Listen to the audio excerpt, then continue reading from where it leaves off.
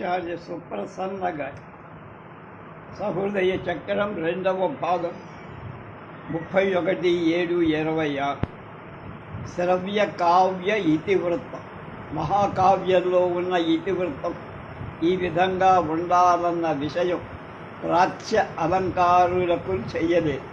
కావ్యాంగాలలో సూక్ష్మాలైన విషయాలను వివరించడంలో జాగరూకత వహించి కృత్యాది నుండి భరతవాక్యం దాకా అన్ని విషయాలను నిరూపించినవా.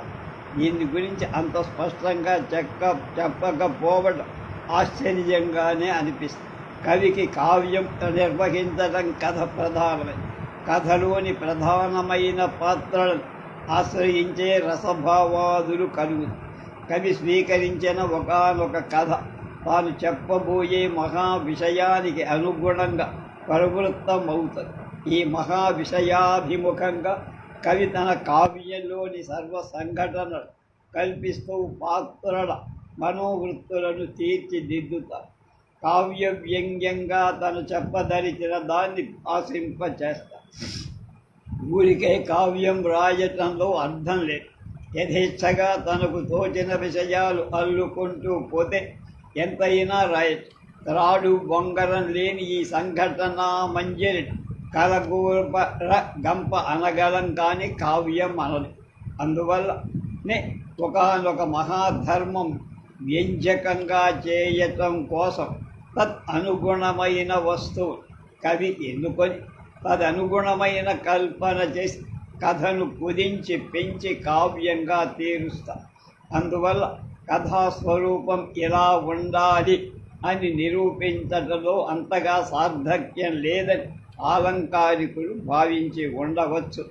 కథ యొక్క అంగ ప్రత్యంగా నిరూపించదలచిన కవి తదనుగుణంగా రచించిన ఆ కావ్యాన్ని యథాపూర్వ నిర్మాణమై కవి యొక్క ప్రతిభాపూర్వకమైన నిర్మాణ దక్షత్వాన్ని అరికడు ఒకనొక విషయాన్ని ప్రతిపాదించడానికి చెయ్యబడ్డ రచనా స్వరూపం వేరొక విషయాన్ని ప్రవచించటానికి చెయ్యబడిన రచనా స్వరూపంతో భేదిస్తూ ఆధునిక కాలంలో కథాప్రధానాలై వెలుస్తున్న నవలల యొక్క రచనా స్వరూపం ఇలాంటిదని చెప్పడానికి వీలు లేకుండా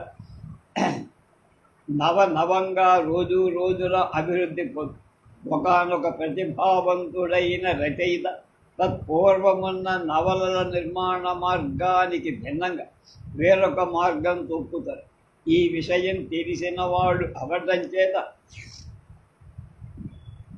కావ్యాలంకార శాస్త్రజ్ఞులు నాయకాది విషయాలు రసభావాదుల విషయాలు విపులంగా చర్చించి కథా విషయాల్లో కవి యొక్క స్వేచ్ఛకే వదిలేశారు.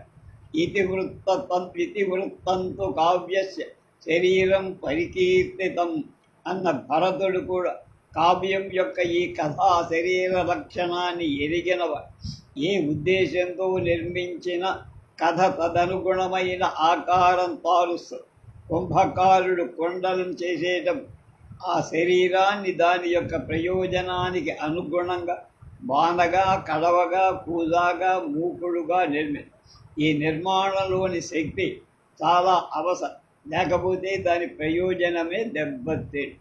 శరీరం జీవుని ప్రవృత్తి సాధనమైన కావ్యకారుడి ప్రయోజనానికి సాధనమవుతోంది, ఉపకరణమవుతోంది, పనిముట్టు. అందువల్ల సంస్కృత భాషలో కవులు తమ కావ్యాలలోని కథను స్వేచ్ఛగా తీర్చుకొని కాళిదాస విరచితమైన రఘువంశ కుమార సంభవాలే ఒకదానికొకటి పోలక కథారచనల్లో భిన్నతను వ్యక్తం చేస్తుంది. మాఘుని కృతి కూడా భారవి కృతి అలాగే కథా విషయంలో తమ స్వేచ్ఛను వెల్లడిస్తుంది. శ్రీహర్షుడి నైషధం ఈ చరితం సాగిన మార్గం వేరు. రఘువంశ సూర్య ప్రభవమైన వంశము యొక్క వైభవాన్ని వర్ణించే కావ్యంలో ఆ వంశం యొక్క ప్రత్యేకాలైన సుగుణాలను వర్ణించాలి. సర్వ జగన్నాథుడైన శ్రీరామచంద్రుడు అవతరించిన వంశమని సేవ, దానం, గాఢశీలత్వాలు వారి గుణం. అజ, దిలీప, రఘురామాదులు వారికి ప్రతీక. ఒక్కొక్క గుణం ఒక్కొక్క రాజచరితంలో ప్రతిధ్వనిస్తుంది. తన జీవితాలన్నీ ఆ ధర్మం కోసమే ఆ మహారాజు వెచ్చించారు. వీరంతా సామాన్యమైన ధర్మాలు ఉండనే ఉన్నాయి. కేశనేభ్యస్త విద్యానాం యౌవనే విషయేషిణాం వార్ధకే శైశవేభ్యంత వార్ధకే మునివృత్తీనాం యోగేనాంతే తనుచ్యజ. శిష్టరక్షణ, ఆశ్రిత పోషణ, దుష్ట శిక్షణ మొదలైనవి వాళ్ళ ఆదర్శం. వాటికి ఆ మహారాజులు తప్పల. వేదాల్లో ఉన్న ఈ మహాదర్శాల యొక్క దీపమాలికలలాగానే వాళ్ళ వంశం కూడా వెలిగింది. ఈ మహాధర్మ సంపుటి వ్యంగ్యంగా కథలో భాషింపచేయుట ఇలాంటి కావ్యాన్ని కాళిదాసు రచించి ఒక మహారాజులోని ఇన్ని విషయాలు ప్రకాశించినట్టు చెప్పటానికి వీలే. ఎవడి జీవితమైనా ఏదివో ఒక పరమార్థాత్మకంగా సంచరిస్తుంది. రామో విగ్రహవాన్ ధర్మ అన్న శ్రీరాముడి జీవితంలో త్యాగమన్నది పరమాత్మ. అతని జీవితంలో సర్వేతర ధర్మాలు ఈ ప్రధానమైన త్యాగంలో ధర్మంలో ఒదిగి ఉంటాయి. ప్రధానాలైన వేద ధర్మం యొక్క ప్రవృత్తి జీవితంలో చూపదలచిన కవి రఘువంశం వంటి కథం మాలగా మహాకావ్యాన్ని రచిస్తారు. అతని వేరొక కావ్యం కుమార సంభవం. దీనిలో మూలము యొక్క ధర్మాల యొక్క ప్రతిపాదన ఉద్దిష్టంగా జీవుడిలోని ప్రధానమై కామ ప్రవృత్తి యొక్క వ్యాఖ్యానం ముఖ్యం. పరమేశ్వరుడినే ఈ కామం, అది సృష్టి అభిముఖమై సో కామయత అన్న శృతి వ్యాఖ్యానం. ఆనందమయమైన బ్రహ్మంలో సంకల్పం కలగటంతోడని సృష్టి కలుగుతోంది.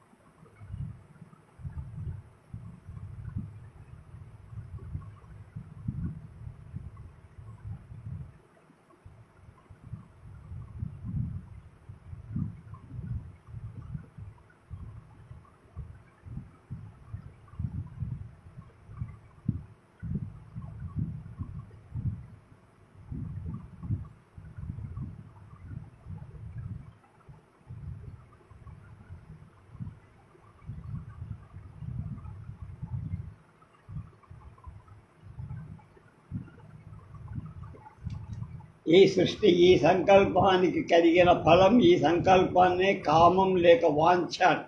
మాయ అంటే ఇదే, ప్రకృతి అన్నా ఇదే. ఈ ప్రకృతి పరమేశ్వరుడి సంయోగం పొంది సృష్టిగా పరివర్తన. ప్రకృతి యొక్క స్వరూపమే పార్వతి. అందువలనే కాళిదాసు కావ్యానికి పార్వతీ పరిణయమని పేరు పెట్టల, కుమార సంభవమన్న. కుమారుడు సృష్టి యొక్క స్వరూపం. ఈ కామానికి ఫలం సృష్టి.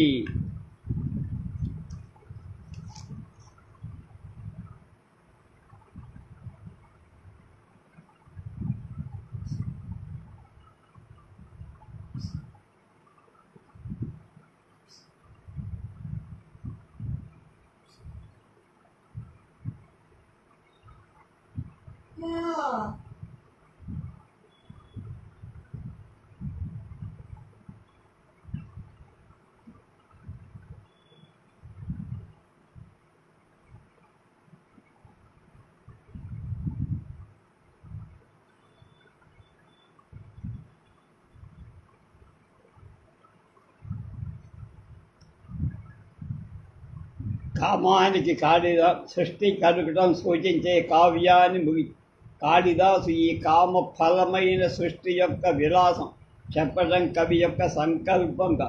అందుకననే కుమారస్వామి చరిత్ర చెప్పల.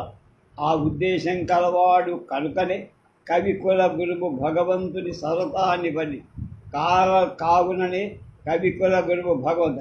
దాని ఎందరి ఔచిత్యం ఎరగని కవుడు గతానుగతికంగా కావ్యముల్లో శృంగార రసమనే పేరు సంభోగాదులు వర్ణిస్తూ వచ్చి కావ్య స్వరూపం కవి యొక్క ఉద్దేశాన్ని అనుసరించి ఉండాలన్నది కాళిదాసుకే కాదు, భారవ్యాధుల కావ్యాలు పరిశీలించిన దీన్ని నిరూపించవచ్చు.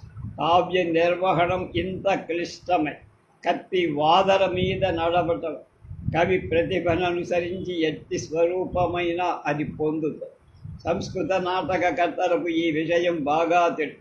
స్వీకరించినది ఒకే ఇతివృత్తమైన వారి కావ్య ప్రయోజనం ఉద్దేశ్యం చెడకుండా కథ నిర్మించి ఈ నాటకంలోని కథలు ఆ మార్గంలో భావన చెయ్యాలి.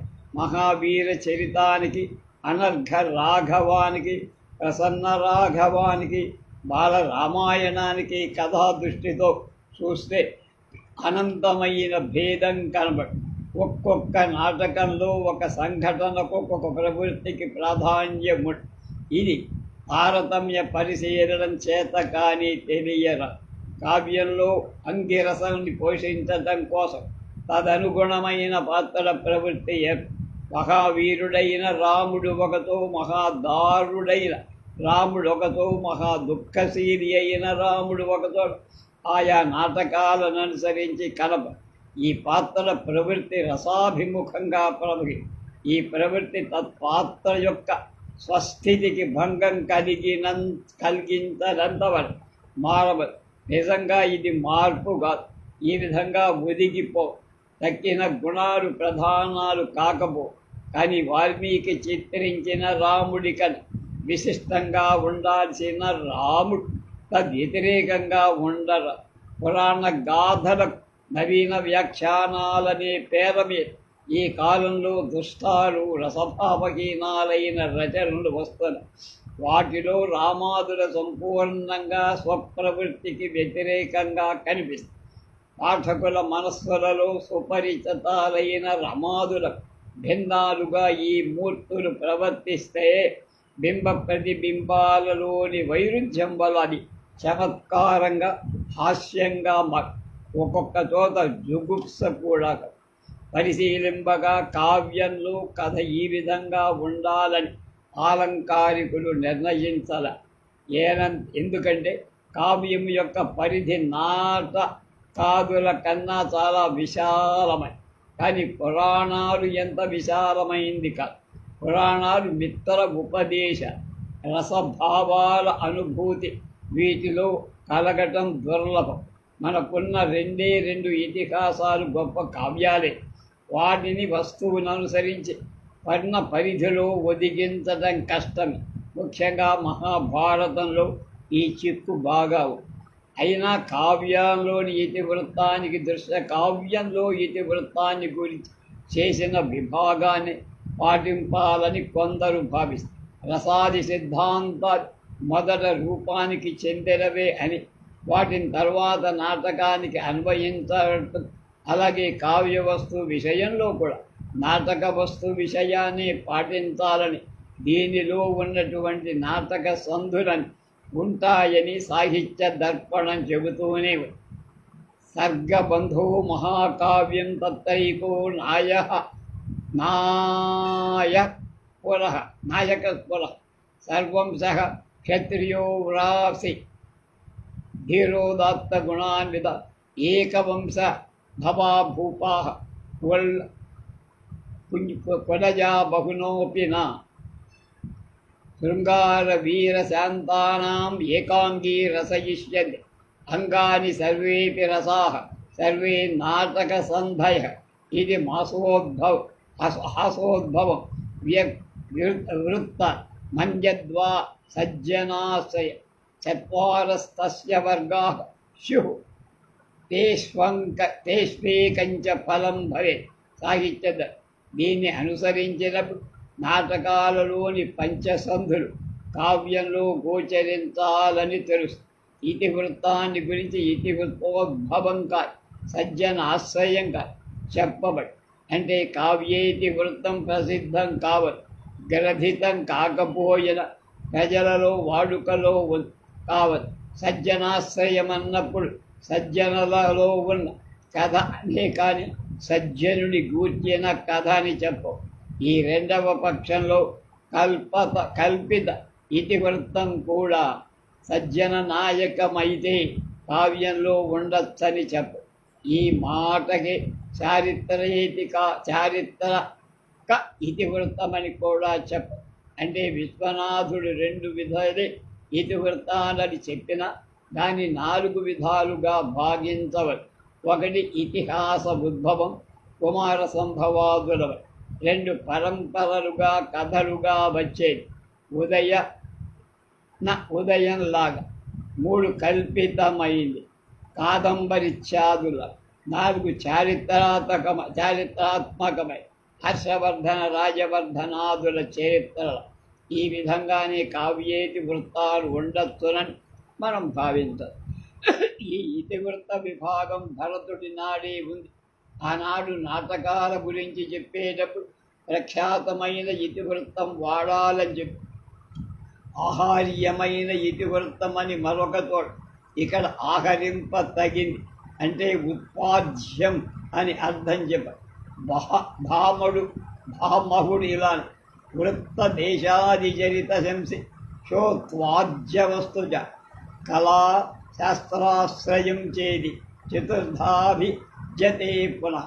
దీనిలో కళాశాస్త్రాశ్రయమై కావ్య విభాగం కేవల శాస్త్రరచనకు సంబంధి ఇతివృత్త సంబంధమైన విభాగం మాత్రం వృత్త దేవాది చరితంసి ప్రఖ్యాతాలు ఉత్పాద్యాన్ని ప్రస్తావి.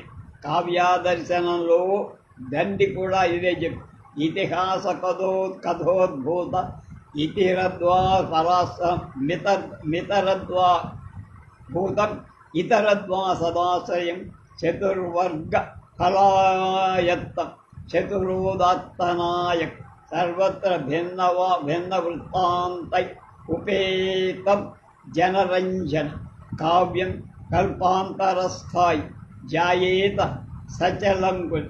ఇక్కడ కూడా సాహిత్య దర్పణానికి విరుద్ధంగా చెప్పబడి ఇక్కడ మిశ్ర కథాభేదం స్పష్టంగా చెప్పలా. భోజుడు కావ్య ఇతివృత్తాన్ని తాను 5 భాగాలుగా ఈ విభాగం చాలా సూక్ష్మంగా చేశారు. సాహిత్య దర్పణంలో సందిగ్ధంగా ఉన్న విషయాలు స్పష్టం.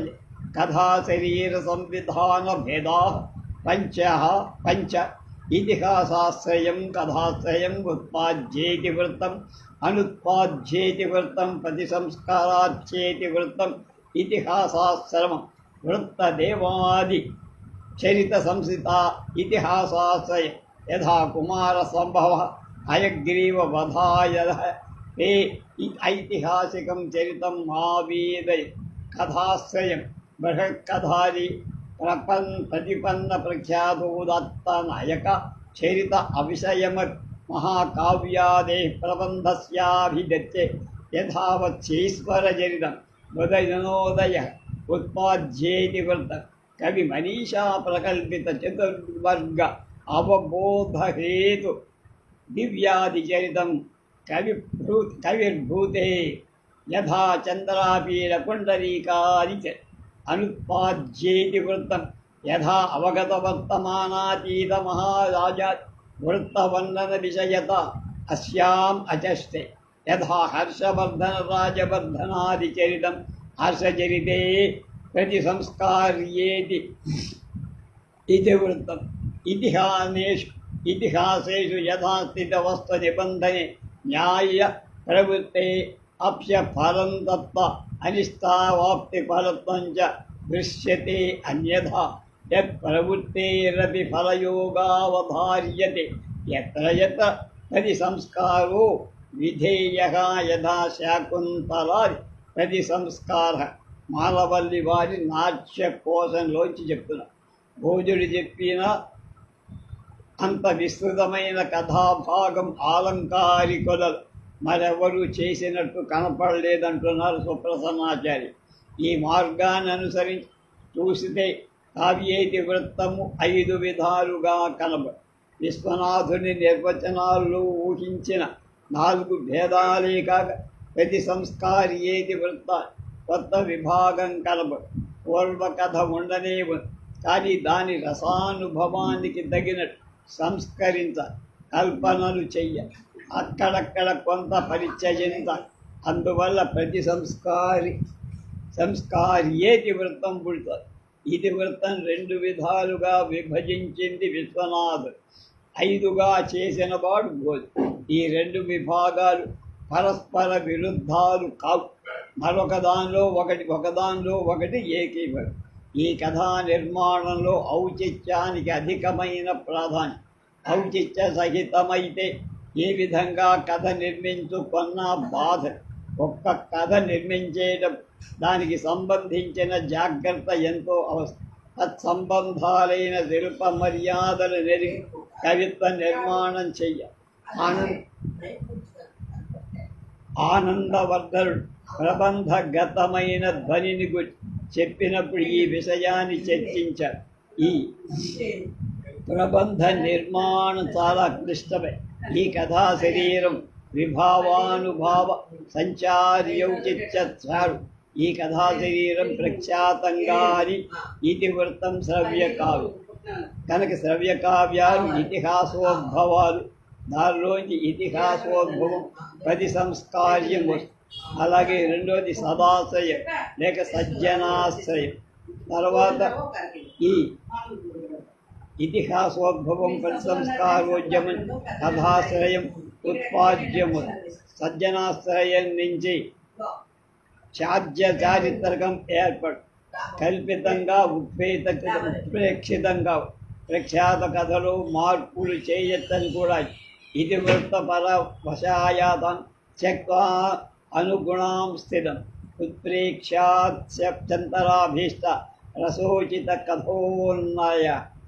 కథోన్నయాన్ని ధ్వన్యాలోకం. కథ ప్రఖ్యాతమైన అననుగుణమైన వాటిని పరిచయి మధ్య మధ్య రసానుకూలమైన కొత్త కల్పనుంచే. ఈ శ్లోకం వల్ల అతడు మిశ్ర కథను కూడా అంగీకరించాడని చెప్పాలి. ఈ మిశ్ర కథలో రస విరోధులైన కల్పనలు అంగీకరించి సంతి సిద్ధ రసప్రఖ్యాయేన ఏష రామాయణాదే కథాశ్రయానతైర్యోధ్య స్వేచ్ఛారస విరోధి. ఈ 2 శ్లోకాల వల్ల మిశ్ర కథ యొక్క తత్వాన్ని పూర్ణంగా వివరించినట్లయి. పూర్వాలంకారికుడు కారణమేమో తెలియదు కానీ మిశ్ర కథని అంగీకరించలేదు. విడిగా ప్రఖ్యాతాయమని గురించి చెప్పనప్పుడే రసోచితాలైన కల్పనలు దానినే రామరాజభూషణ్ మిశ్ర కథని వేరుగా ప్రతిపాది. సిద్ధ వస్తు నిర్మాణం కూడా జాగ్రత్తగా చేయవలసి. రామాయణాదులు రససిద్ధ రస విరోధలైన కల్పనలు చెయ్య. కథా శరీరముత్పాద్య వస్తు కార్యం తథా యథా రసమయం సర్వ ఏవ తత్ ప్రతిభాసతే అన్న శ్లోకంలో కల్పితమైన కథలో కూడా నిర్మాణం కావ్యాన్ని సర్వాన్ని రసమయంగా భావించడానికి అనుగుణంగా ఉండాలని చెప్పబడి. ఈ సర్వమైన కల్పన ఔచిత్యాన్ని ఆశ్రయించి చేయబడుతుంది. అందువల్ల అనౌచిత్యాదృతే మాన్యదరసభంగత్య కారణమట. కేవలం శాస్త్రం కోసమే కావ్యంలో సంధ్యంఘటనలు రసాభివ్యక్తపేక్షయ చేయబడలు. తృతీయ ఉద్యోతంలో కావ్యం యొక్క నిర్మాణం సర్వాంగ సుందరంగా ఉండటం కోసమే ఈ సంధి అంగ ఘటన ఉద్దేశం. ధ్వన్యాలోకం కావ్యం యొక్క వృత్తాన్ని తీర్చడానికి కవికి స్వేచ్ఛ కాగా ఇచ్చింది.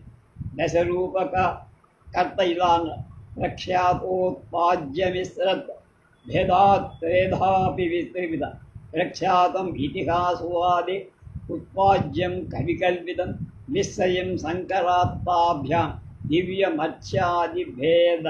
ఈ వాక్యాన్ని బట్టి ప్రఖ్యాత ఉత్పాద్యాలతో పాటు మిశ్రమ భేదాన్ని కూడా దశరూపక కర్త అంగీకరించి ఈ విషయాలన్నీ చక్కగా పరిశీలించి రామరాజభూషణ్ కావ్యేతి వృత్తాన్ని 3 భాగాలు చేశారు. ఈ విభాగం భోజన విభాగమంతా విస్తృతం కాకపోయినా స్పష్టంగా సరిహద్దులు గీశారు. కేవల కల్పనా కథలు, కృత్రిమ రత్నము, ఆజ్య సత్కథలు, వావిరి పుట్టు రత్నం, అవారిత సత్కవి కల్పనా విభూషావహ పూర్వవృత్తములు సానలు దీర్చిన జతిరత్నములు కావున ఇట్టి మిశ్ర కథగా నొనరింపు నేర్పు పెంపునన్ అన్నారు వసుచరిత్ర. కావ్యేది వృత్తం, అన్య సత్కథలు, కేవల కల్పనా కథలు, మిశ్ర కథలు 3 విధాలు. ఈ కల్పనా కథలను భోజుడి విభాగంలో ఉత్పాద్యేది వృత్తం, అద్య సత్కథలు, ఇతిహాసాశ్రయాలు, కల్పనా విభూషణ పూర్వవృత్తం గల ప్రతి సంస్కార్యేతి వృత్తం, వీటినే మిశ్ర కథ. ఈ విధంగా చెయ్యబడిన ఈ విభాగాలు కథాశ్రయాలు అనుత్పాద్యాలన్న భోజుడి విభాగం చేరల. కానీ ఈ విభాగము ఆద్య సత్కథలన్న మాటలో చేర. ఆద్య సత్కథలంటే కేవలం ఇతిహాస పురాణ కథాశ్రయాలు అనకపోవటం. బృహత్కథాది ప్రఖ్యాత కథలు కూడా దీనిలో అంతర్భవిస్తాయి. కనుక హర్షవర్ధనాది మహారాజ చరిత్రను కూడా దీన్నే మనం ప్రఖ్యాతమనం.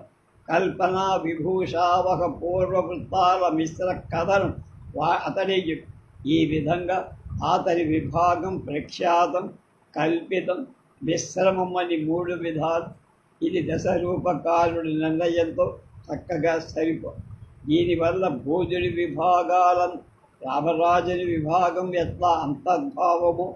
ఇంకొక విషయం, ప్రఖ్యాతంలో కూడా ఇతిహాసాశ్రయాలు 3 విధాల ఎట్లా చేరుతున్నాయి. ఈ 3 ప్రతి సంస్కారం పొందిన మిశ్ర కథలు చేరుతున్నాయి. ప్రఖ్యాతంలో సంస్కారం లేదు, దీనిలో సంస్కారం, అదే ప్రధాన భేదం. ఈ ప్రఖ్యాతేతి వృత్తం రామాయణాదులో ఉన్నట్టు యథాస్థితిగా కవుల చేత స్వీకరి కవులు తమ తమ శక్తిని అనుసరి దానిలో రసభావాదులను కల్పనంచ మూల కథలోని సంఘటనలకు విరుద్ధంగా పాత్రల యొక్క ప్రవృత్తి ఏర్పడ. వేణీ సంహారంలో దుర్యోధను భానుమతితో సంభాషించే ఘట్టం అది భారతంలో లేకపో. కానీ భారతంలో ఈ సంఘటన విరుద్ధమేం కాదు. దాని యందు చెప్పబడిన వాటిని విషయం ప్రతిరోధకం ఏమీ కాదు. వాటిలో చెప్పబడిన దాని విషయం ప్రతిరోధకం కాదు, ప్రతి విరుద్ధము కాదు, ప్రతిరోధకం. కానీ కావ్యంలో రసభావాలను పోషించటం కోసం కవి అలా సంఘటనలను సమకూరుస్తారు. కుమార సంభవంలోని రతీ విలాపం కాళిదాసు కల్పించిందే. భర్తృవియోగం ఎంత దుస్సహమైందో, జీవికా జీవి అయిన భార్య దుఃఖం ఎలాంటిదో, పరమేశ్వరుడు ఎంత కరుణామయుడో నిరూపించడానికి ఈ విషయం విస్తరించబడి. ఈ సంఘటనలు, ఈ భావాలు, పురాణేతిహాసాలు విరుద్ధాలేం కావు. ప్రఖ్యాత వస్తు కావ్యాలలో కవి యొక్క కల్పన రసభావాలను అనుసరించి పురాణాలలో ఇలా ఒదిగి ఉండ. ప్రఖ్యాతమంటే కేవల కల్పనాహీనంగా భావించరా. ఆద్య సత్కథలు, వావిరి పుట్టు రత్నములు, వీటినే రామరాజభూషణుడు చెప్పు. ఈ కథలు సానలు దీర్చని పట్టు రత్నాలు. కవి మనుచరిత్రాన్ని ఈ జాతికి చెందిన కావ్యంగా భావించి ఉండొచ్చు. దానిలోని కథంతా మార్కండేయ పురాణంలో దానిలోని కల్పన ఆ రత్నాలను సానబట్ట లేదా అని అడగవచ్చు. కానీ రామరాజభట్ దానిలోని కల్పనలతో తృప్తి చెంది ఉండకపో. అంత అధికమైన కల్పన ద్వారా దాన్ని మరి రమ్యంగా ఒకరి చెయ్యాలని భావి. అందువల్లే వారిని సానలు దీర్చని రత్నాలన్నారు. కేవల కల్పనా కథ కృత్రిమ రత్నాలని అతడు అధిక్షేపి. ఈ విషయం కళాపూర్ణోదయం దృష్టిలో ఉంచుకొని చెప్పారు. కళాపూర్ణోదయంలోని కథ కేవలం కల్పితం కథని, లింగ పురాణంలో దానిలోని నారద తుంపుర సంగీత స్పర్శ అంతా ఉన్నదని, దువ్వూరి వెంకటరమణ శాస్త్రి గారు భారతిలో డిసెంబర్ 1941లో రాశారు. ఈ విధంగా చూసిన ప్రధానమైన కళాపూర్ణ కళభాషణే వృత్తాంతాలు కల్పితాలే. కేవల కల్పనా కథలు కృత్రిమ రత్నములు అనటంలు అలంకార శాస్త్ర సంబంధమైన విషయం ఒకటి. పాఠకుడికి ప్రేక్షకుడికి మనస్సులో పూర్వవాంగ్మయంతో కథలతో పురాణాదులతో గల పరిచయం వాసన రూపంగా ఉంటుంది. నిత్య పరిచయం వల్ల సీతారామాదులు శకుంతల దుష్యంతుడు కేవల నామశ్రవణంలోనే స్వస్వరూపాలతో సాక్షాత్కరిస్తారు. మనస్సులో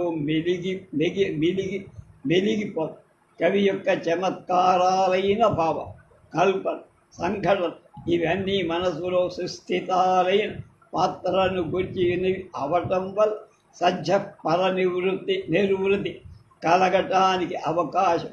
ఒక ఆంజనేయుడు ఒక సుగ్రీవుని ప్రవేశపెట్టి హఠాత్తుగా కథ ప్రారంభించవచ్చు. పూర్వకథతో సంబంధం అంతగా ఉండక్కర్లే.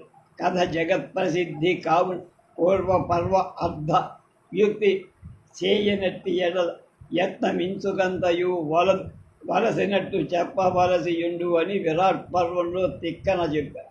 కనుక ప్రఖ్యాత ఇతివృత్తాన్ని తీర్చడంలో ఈ విశిష్ట సౌలభ్యం మాలతీ మాధవాది కావ్యాలు ఎంత రసభావ చమత్క్రియ పరాలైన ఉత్తర రామచరిత్రాదుల సుప్రసిద్ధాలు కాకపోవటానికి అదొకటి. కావ్య రసాస్వాదన దాని యొక్క పరిచయం ఎంతో అవసరం. ధన్యాలోకంలో అత ఏవ భరతే ప్రఖ్యాత్ వస్తు విషయత్వం ప్రఖ్యాతోదాత్త నాయకత్వం చ నాటకస్యావశ్య కథయోపన్యస్త తేన హి నాయకస్యౌచిత్య విషయే కవిర్నవ్యామ్యుఖ్యత్ యస్తోత్పాద్యవస్తు నాటకాది కుర్యాత్ తస్యా ప్రసిద్ధానుచిత నాయక స్వభావ వర్ణనే మహాన్ ప్రమాదః.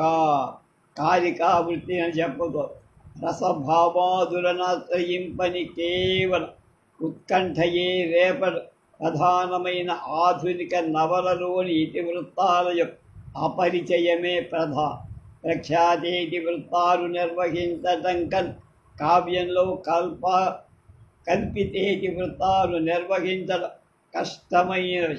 కళాపూర్ణోదయంలో ఉన్న కల్పన ఎంత అనల్పమైన కొన్ని పౌరాణిక పాత్రలను ఆశ్రయించక తప్పదు.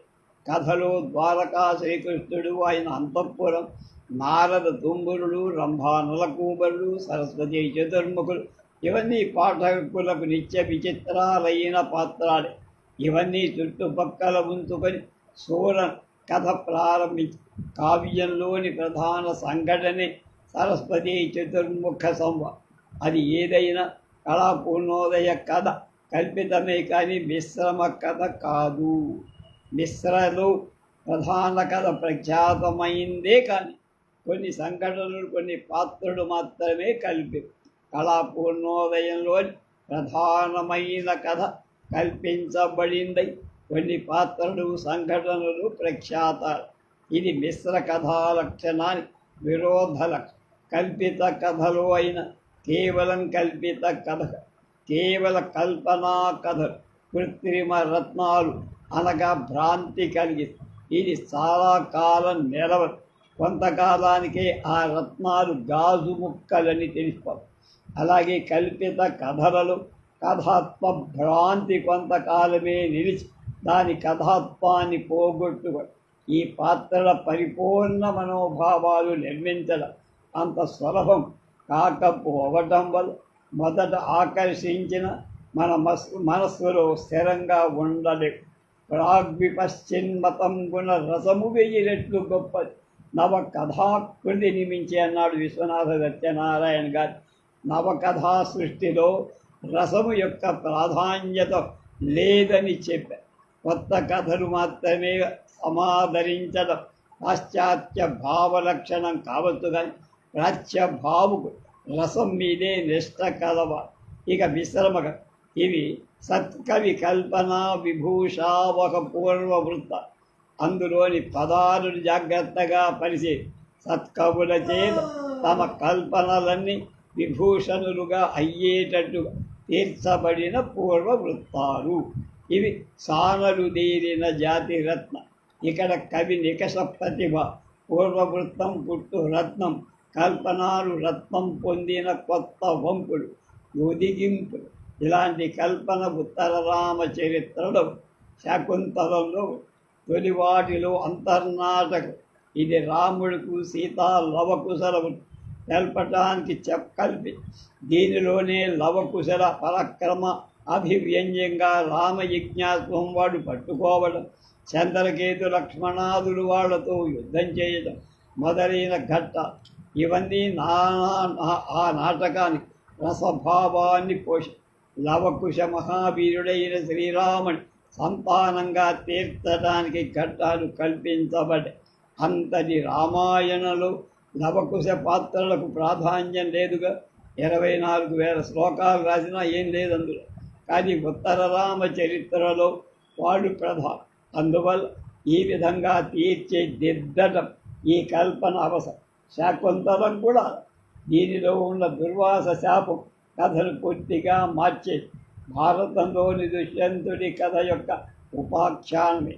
దానిలోని పాత్రల ప్రవృత్తి యొక్క సూక్ష్మభేద అనౌచిత్యాలు ప్రధానమైన పాండవ కథకు భవకర్షాపావకాలుకం. కానీ ఆ ఉపాఖ్యానంలో ప్రధానంగా స్వీకరిస్తే దానిలోని పాత్రలు ప్రాధాన్యం పొందు. ఈ దుష్యంతుడి యొక్క శకుంతల యొక్క మన ప్రవృత్తి తీర్పునని కావ్యం సాగు. భారతంలో లోకాపవాద భీతుడైన దుష్యంతుడి శాపకారణంగా శకుంతలా వృత్తాంతాన్ని మరచినవాడు అత్యంత సత్పురుషుడిగా తీర్చేయటం వల్ల దుష్యంతుడు కావ్య నాయకుడిగా అర్హుడవుతాడు. అనర్హుడైన వాడు మృషావాది అయిన చివరకు సత్ఫలాలు పొందడం ధర్మభావానికి విరుద్ధమైన. ఈ ధర్మానికి అవి విరుద్ధంగా కవి కావ్య శాపాన్ని కలిగి లోకోత్తరంగా. కానీ ఈ కల్పనలో ఒక హద్దుండాలని, ప్రధానమైన పాత్ర ప్రవృత్తులకు విరుద్ధంగా రచన సాగాలని కవి యొక్క కల్పన పూర్వవృత్తానికి విభూషావహంగా ఉండాలి, అలంకారంగా. ఈ విధంగా రామరాజభూషణ్ శ్రవ్య కావ్యేది వృత్తాంత విభజన చాలా సమంజసంగా ఉంది. ఈ పద్యాన్ని సమకాలికులైన కవులు ఆక్షేపించటకు రాశాడని మనం భావించనక్కల. ప్రభువుగా తాను ఒక లాక్షితుడవటం వల్ల తాను ఆ విషయాన్ని ఇంత విస్పష్టంగా చెప్పి సంస్కృత అలంకారికుడు చేసిన కథా ఆఖ్యాయికాది భేదాలు మహాకావ్య వస్తువుల గుర్చి కావు. అవి గద్య కావ్య భేదం. వర్గ సంబంధమైన మహాకావ్యాన్ని దీంతో సంబంధం. ఇంతవరకు కథాస్వరూపం, దాని భేదాలు గురించి చర్చ చేయాలి. అయినా ముఖ్యమైనది కథాగం. ఈ కథ ఉన్నది ఎత్తిదో, దాని శరీర నిర్మాణం ఎలాంటిదో, ఒక వృత్తాంతం, ఒక సంఘటన, ఒక కథ, వీటి నడుమ భేదమేమి, ఈ విషయాలు చర్చిస్తే కథా శరీరం ఇలాంటిదని మనం చెప్పలేము.